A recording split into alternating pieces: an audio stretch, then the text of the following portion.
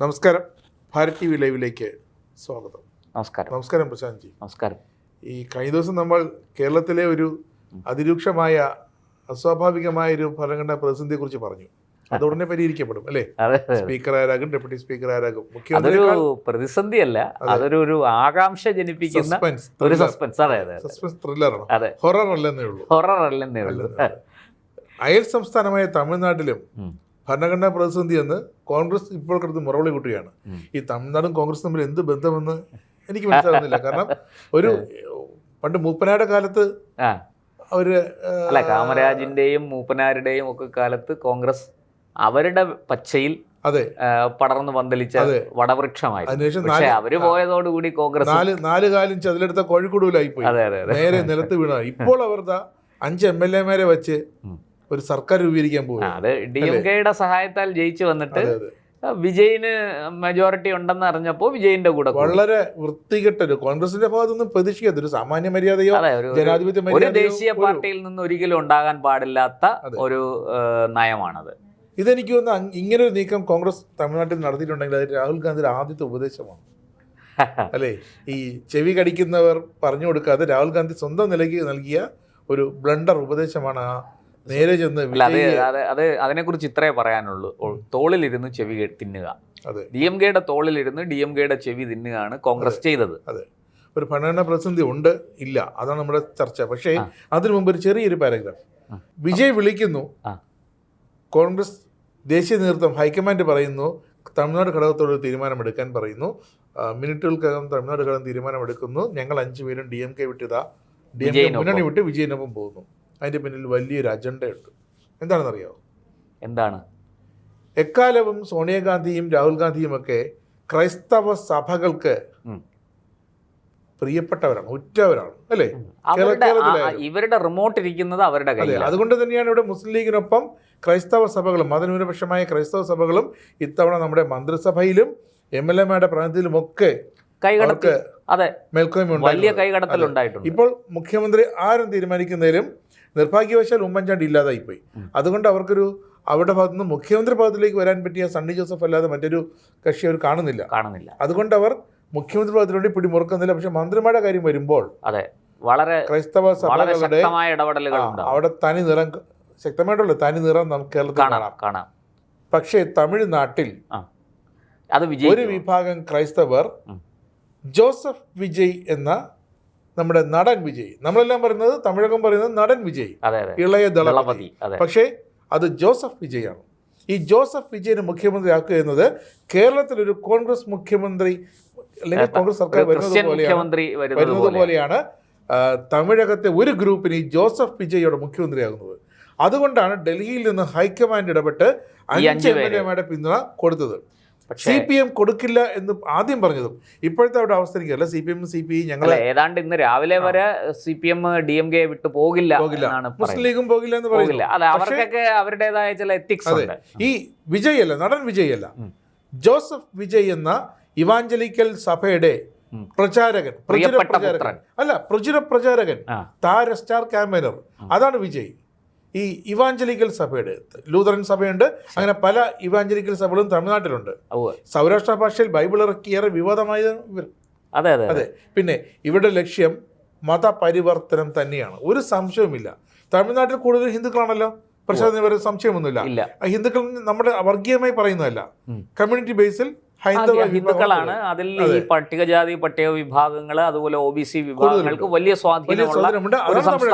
അതാണ് തമിഴകം, ദ്രാവിഡ മണ്ണ്. അതെ, അതാണ് അവരുടെ സംസ്കാരം. അവിടേക്ക് വന്നവരാണ് ഈ ക്രൈസ്തവ സഭകൾ. ഇവാഞ്ചലിക്കൽ മറ്റു സംസ്ഥാനത്തുള്ളതുപോലെ ഈ ഇവാഞ്ചലിക്കൽ വിഭാഗം അവർക്ക് അടുത്ത മതപരിവർത്തന ലോബിയാണ്. അവർക്ക് ആളിനെ കൂട്ടുക. പക്ഷേ അതൊരു വിജയുടെ ഒരു പുതിയ സിനിമ പോലെയാണ് അവർ കണ്ടത്. വിജയ് വരുന്നു. പക്ഷെ ഒരു കാര്യം ഞാൻ പറഞ്ഞോട്ടെ, ഇത് വിജയിക്കുമോ? കാരണം തമിഴ്നാട്ടിൽ വളരെ ശക്തമായ നിലപാടെടുത്ത് ഉറച്ചു നിൽക്കുന്നത് തമിഴ്നാട്ടിലെ ഗവർണറാണ്. ഗവർണറുടെ താൽക്കാലിക ചുമതല നമ്മുടെ കേരള ഗവർണർ രാജേന്ദ്ര ആർലേക്കർക്കാണ്. രാജേന്ദ്ര ആർലേക്കർ ഒരു പട്ടികജാതി വിഭാഗത്തിൽ നിന്നുള്ള ആളാണെന്നറിയാമല്ലോ. മാത്രമല്ല അദ്ദേഹം കറകളഞ്ഞ RSSകാരനാണ്. അതുകൊണ്ട് തന്നെ നിയമം വിട്ട് അദ്ദേഹം ഒന്നും ചെയ്യില്ല എന്നാണ് പറയുന്നത്. ഇപ്പോൾ അദ്ദേഹത്തിൻ്റെ സ്റ്റാൻഡ് വളരെ ക്ലിയറാണ്. അതായത് തമിഴ്നാട്ടിൽ ആർക്കും ഭൂരിപക്ഷം കിട്ടിയിട്ടില്ല, അതുകൊണ്ട് തമിഴ്നാട്ടിലെ ഏറ്റവും വലിയ ഒറ്റക്കക്ഷിക്ക് മുന്നോട്ട് വരാം. പക്ഷേ കേവല ഭൂരിപക്ഷത്തിനുള്ള MLA-മാരുടെ എണ്ണം തികയ്ക്കുന്ന കൃത്യമായ അതത് പാർട്ടികളുടെ നേതാക്കൾ നിങ്ങളെ പിന്തുണയ്ക്കുന്നു എന്നറിയിച്ചുകൊണ്ടുള്ള കത്ത് ഇവിടെ തരണം. അല്ലാതെ ഏറ്റവും വലിയ ഒറ്റക്കക്ഷിയെ സഭയിലേക്ക് സർക്കാരുണ്ടാക്കാൻ ക്ഷണിക്കുകയും അങ്ങനെ ഉണ്ടാക്കിയതിന് ശേഷം ഫ്ലോറിൽ, അതായത് സഭാതലത്തിൽ ഭൂരിപക്ഷം തെളിയിക്കാൻ നിന്നാൽ വലിയ കുതിരക്കച്ചവടം നടക്കും. ഇത് ഞാൻ ഗവർണറായിരിക്കുമ്പോൾ അനുവദിക്കില്ല. കാരണം ഗവർണറുടെ വിവേചനാധികാരമാണ്. കാരണം വിജയ് സ്റ്റാലിൻ അല്ല, സ്റ്റാലിൻ പണ്ട് RN രവിയെ സഭയിൽ ക്ഷണിക്കാതെയും അദ്ദേഹം ഇറങ്ങിപ്പോയ അവസരങ്ങളുണ്ട്. പഴയ ഗവർണറെ വലിയ രീതിയിൽ ബുദ്ധിമുട്ടിച്ച ആളാണ്, അപമാനിച്ച ആളാണ് വിജയ്. അതിനേക്കാളും അതൊക്കെ മേലെ ആകാനാണ് സാധ്യത. അല്ല, അങ്ങനെ പക്ഷെ വിജയിന് അത്ര പെട്ടെന്ന് അത് സാധിക്കില്ല. എന്താന്ന് ഞാൻ പറയാം. ഇപ്പുറത്ത് സ്റ്റാലിന് ഭൂരിപക്ഷം ഉണ്ടായിരുന്നു, വിജയിന് ഭൂരിപക്ഷം ഇല്ല. ഇനി വിജയിന് ഭൂരിപക്ഷം കിട്ടണമെങ്കിൽ ഒന്നുകിൽ DMK പിന്തുണയ്ക്കണം, അല്ലെങ്കിൽ AIDMK പിന്തുണയ്ക്കണം. അത്രയും വലിയൊരു ഭൂരിപക്ഷം ഉണ്ടെങ്കിൽ മാത്രമേ ഗവർണറെയൊക്കെ വെല്ലുവിളിക്കാൻ കഴിയുള്ളൂ. ഈ പറഞ്ഞതുപോലെ ഒറ്റയ്ക്ക് ഭൂരിപക്ഷമില്ല, കോൺഗ്രസ് കൂടെ കൂടിയിട്ടും ഭൂരിപക്ഷം എത്തുന്നില്ല. പിന്നെ ഈ ചെറിയ കക്ഷികൾ, ഈ NDA-യിലും ഇന്ത്യ മുന്നണിയിലും ഉണ്ടായിരുന്ന ചെറിയ കക്ഷികളൊക്കെ വിജയിൻ്റെ പുറകെ പോകാൻ സാധ്യതയുണ്ട്. അപ്പോഴും അരിഷ്ടിച്ച് 117 സീറ്റേ ആകുന്നുള്ളൂ, 118 ആകുന്നില്ല. അപ്പോൾ ഈ ഒരു ഭരണഘടന സത്യത്തിൽ അവിടെ ഒരു പ്രതിസന്ധി. 18 എന്ന് പറഞ്ഞാൽ ഒന്ന് സ്പീക്കർ പോസ്റ്റാണ്. അല്ല, അത് സ്പീക്കർക്ക് കാസ്റ്റിംഗ് വോട്ട് ഉണ്ടല്ലോ. കാസ്റ്റിംഗ് വോട്ടേ ഉള്ളൂ.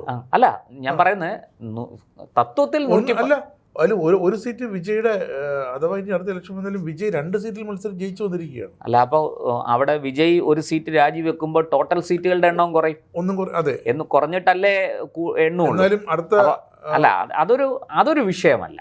ഞാൻ പറയുന്നത് ഈ 118 എന്ന് പറയുന്ന മാന്ത്രിക സംഖ്യ തികയ്ക്കാൻ ഇതുവരെ വിജയിന് പറ്റിയിട്ടില്ല. അതാണ് അവിടുത്തെ പ്രതിസന്ധി. അല്ലാതെ ഭരണഘടനാ പ്രതിസന്ധിയൊന്നുമില്ല. നിങ്ങൾ 118 തികയ്ക്കൂ, നിങ്ങളെ സർക്കാരുണ്ടാക്കാൻ ക്ഷണിക്കാം, അല്ലെങ്കിൽ ക്ഷണിക്കില്ല. 118 പേരുടെ പിന്തുണ അറിയിച്ചുകൊണ്ടുള്ള കത്ത് ഇവിടെ തരൂ, നടപടിയെടുക്കുക. ഇല്ലെങ്കിൽ തമിഴ്നാട് കൃത്യമായിട്ട് രാഷ്ട്രപതി ഭരണത്തിലേക്ക് പോവും. ആർലേക്കറിന് അതിന് യാതൊരു മടിയുമില്ല. അദ്ദേഹം കൃത്യമായി നിയമോപദേശങ്ങൾ ലഭിച്ച ശേഷം തന്നെയാണ് ഈ നിലപാടെടുത്തിരിക്കുന്നത്. മാത്രമല്ല, അവിടെ കേന്ദ്ര സർക്കാരിൻ്റെ പിന്തുണയും അദ്ദേഹത്തിന് ഉണ്ട് എന്നാണ് ഞാൻ മനസ്സിലാക്കുന്നത്. ഇല്ലായിരുന്നെങ്കിൽ ഒരു പക്ഷേ AIDMK ഇപ്പോൾ തന്നെ വിജയിന് പിന്തുണയുമായിട്ട് ഓടിപ്പാഞ്ഞവിടെ എത്തി. അല്ല, അതിൽ ഒരു വിഭാഗം MLA-മാര് വിജയിനെ പിന്തുണയ്ക്കണമെന്ന് പറഞ്ഞു വന്നിരുന്നു. പക്ഷെ അവരെല്ലാം തിരിച്ചുപോയി. ആ നിലപാട് മാറ്റം. കാരണം അതെന്താന്ന് വെച്ചാൽ വളരെ കൃത്യമായിട്ട് കേന്ദ്ര സർക്കാരിൻ്റെ ഇടപെടൽ ഉണ്ടാകുമെന്നറിയാം. ഒരു മുന്നണിയായി നിന്നുകൊണ്ട് BJPക്ക് ഒപ്പം നിന്നുകൊണ്ട് മത്സരിച്ച് BJPയെ പാരവെച്ചു. AIDMK എന്നൊക്കെ ഉള്ളത് വേറൊരു രാഷ്ട്രീയം.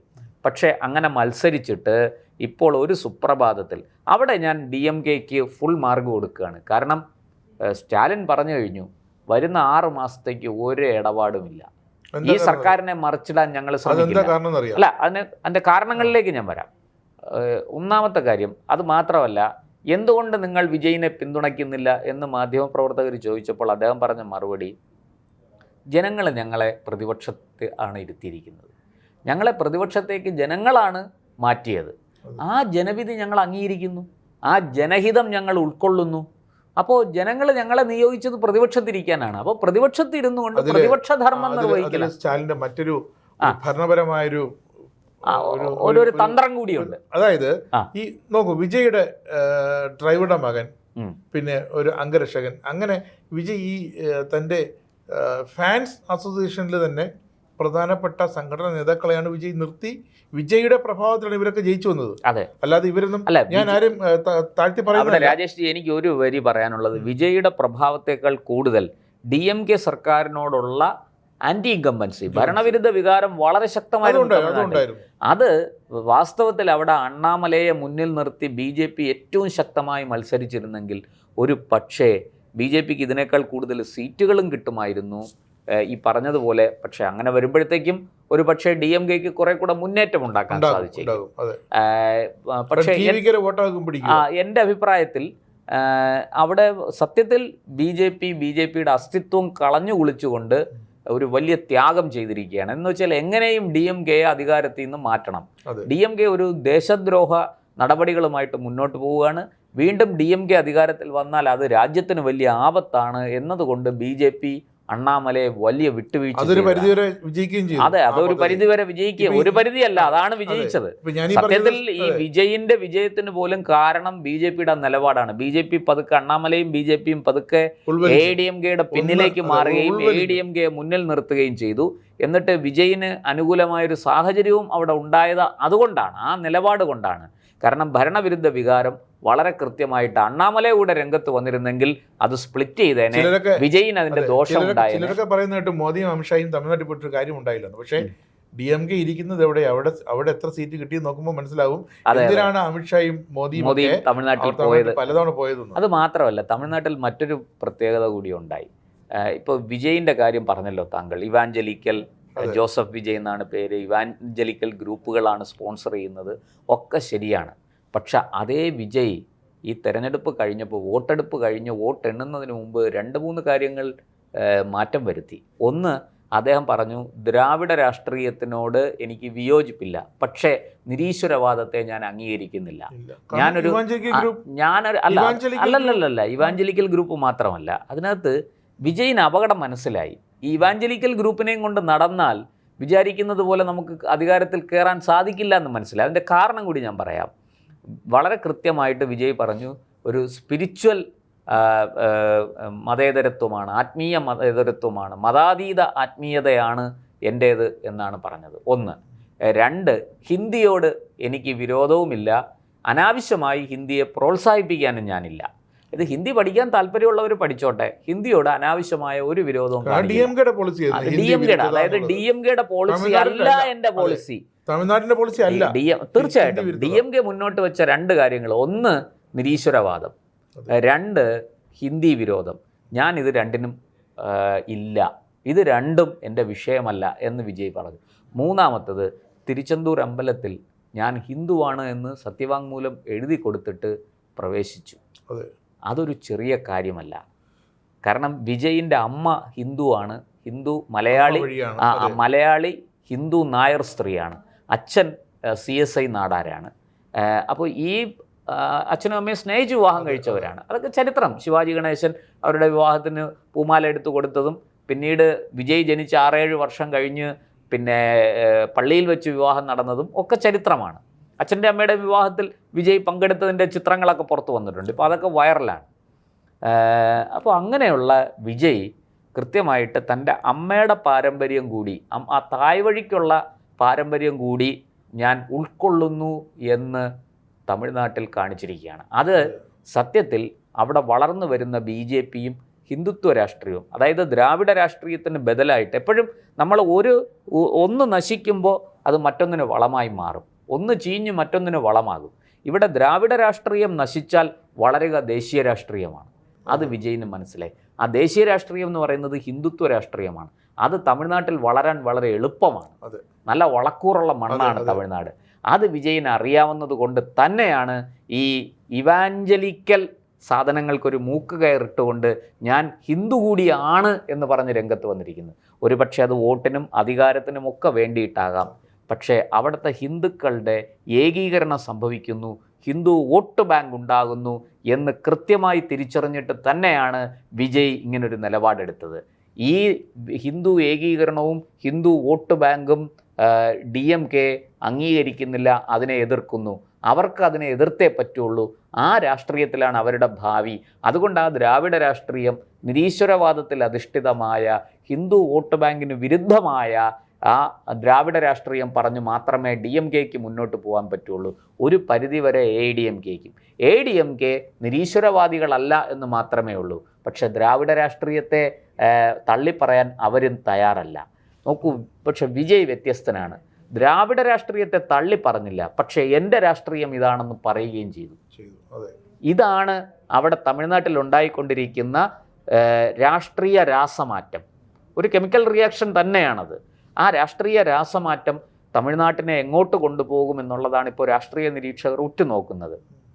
അവിടെ ഞാൻ വീണ്ടും പറയുന്നു, BJPക്ക് അവിടെ ഒരു വലിയ സ്പേസ് ഉണ്ട്. പ്രത്യേകിച്ചും അണ്ണാമലയെ പോലൊരു നേതാവ് അവിടെ നിൽക്കുമ്പോൾ തീർച്ചയായിട്ടും BJPക്ക് അവിടെ വലിയ സാധ്യതകളുണ്ട്. ആ കാരണം DMKയും AIDMKയും ദ്രാവിഡ രാഷ്ട്രീയം ചെയ്യുന്നതോടുകൂടി, അല്ലെങ്കിൽ ദ്രാവിഡ രാഷ്ട്രീയത്തിന് ഇടർച്ച വരുന്നതോടുകൂടി അതിന് കളം മാറ്റി അത് പോകും. അത് ഞാൻ ചോദിക്കട്ടെ, കമ്മ്യൂണിസം ഇല്ലാത്ത CPMന് പിടിച്ചു വെക്കാൻ പറ്റുമോ? പറ്റില്ല. പ്രത്യയശാസ്ത്രം നഷ്ടപ്പെട്ട അതല്ലേ CPMന് ഇപ്പോൾ സംഭവിച്ചിരിക്കുന്നത്. CPM എന്തുകൊണ്ട് ബംഗാളിലും ത്രിപുരയിലും ഒക്കെ CPM ഇല്ലാതായി? CPMന് പ്രത്യയശാസ്ത്ര പ്രതിസന്ധിയുണ്ട്. പരാജയപ്പെട്ട ഒരു സിദ്ധാന്തമാണ് എന്ന് എത്രയോ വർഷങ്ങൾക്ക് മുമ്പ് തന്നെ അവർ തെളിയിച്ചു കഴിഞ്ഞു. അപ്പോൾ അതിൻ്റെ ഒരു അവസാന ലാപ്പാണ് ഓടിക്കൊണ്ടിരിക്കുന്നത്. ലാസ്റ്റ് റൗണ്ടാണ്. ഇതുകൂടെ കഴിഞ്ഞാൽ തീർന്നു. പിന്നെ CPM ഇപ്പോൾ കേരളത്തിലും ആ കനലൊരു തരി കേരളത്തിലുണ്ടായിരുന്നു, അത് കെട്ടു. 25 സീറ്റിൽ ഞങ്ങൾ ജയിച്ചു എന്ന് പറഞ്ഞിട്ട് കാര്യമൊന്നുമില്ല. തിരുവനന്തപുരം നഗരസഭയിൽ 29 സീറ്റിൽ ഞങ്ങൾ ജയിച്ചു എന്ന് പറയുന്ന പോലെ ഉള്ളൂ. ഭരണം BJPയുടെ കയ്യിലായി, അല്ലേ? അതുപോലെ ഈ കേരള രാഷ്ട്രീയത്തിലും ഇന്ത്യൻ രാഷ്ട്രീയത്തിലും CPIM, CPI തുടങ്ങിയ ഇടത് കക്ഷികൾ അപ്രസക്തരായിരിക്കുന്നു. ബംഗാളിൽ പോലും നമ്മൾ അതല്ലേ കാണുന്നത്. അവിടെ CPMൻ്റെ ഓഫീസ് തിരിച്ചു പിടിക്കുന്നു, കോൺഗ്രസിൻ്റെ ഓഫീസ് തിരിച്ചു പിടിക്കുന്നു. എന്തുകൊണ്ടാണ്? BJP വന്നതുകൊണ്ടാണ്. BJP വന്നില്ലായിരുന്നെങ്കിൽ ഇത് നടക്കുമോ? നടക്കില്ല. BJPക്ക് ഇത്രയും വലിയ ഭൂരിപക്ഷം മാൻഡേറ്റ് കിട്ടിയത് കൊണ്ടാണ്, വലിയ ജനപിന്തുണ കിട്ടിയത് കൊണ്ടാണ് ഇത്ര ധൈര്യത്തിൽ ഇവർ വന്ന് ഈ തൃണമൂൽ ഗുണ്ടകൾ താഴിട്ട് പൂട്ടിയ ഓഫീസുകൾ കരിങ്കല്ല് കൊണ്ട് താഴുകൾ ഇടിച്ചു പൊളിച്ച്, പൂട്ടുകൾ ഇടിച്ചു പൊളിച്ച് ഓഫീസ് തുറക്കാൻ ഇപ്പോൾ അതിൻ്റെ ദൃശ്യങ്ങളൊക്കെ പുറത്തു വന്നിരിക്കുകയല്ലേ.